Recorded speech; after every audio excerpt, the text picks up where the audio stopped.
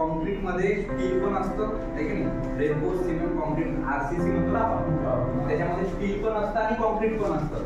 त्याच्यामध्ये जनरल लोकांचा समज काय असतो की जर समजा जास्त स्टील जर टाकलं तर ते घर चांगलं, असं जनरली समज असतो लोकांचा नाही का. हा समज साफ गलत आहे. जर जास्त स्टील जर टाकलं तर ते चांगलं असं नसते.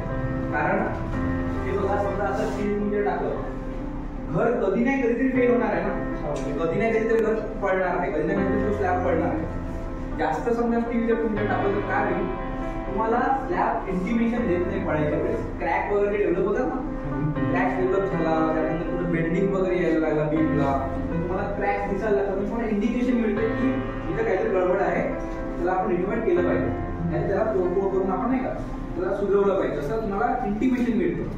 जर समजा तुमच्या घरामध्ये जास्त स्टील टाकून जर आलं ना, जास्त स्टील वाला जे घर आहे ते इंटिमेशन देतच नाही, डायरेक्ट पडतं.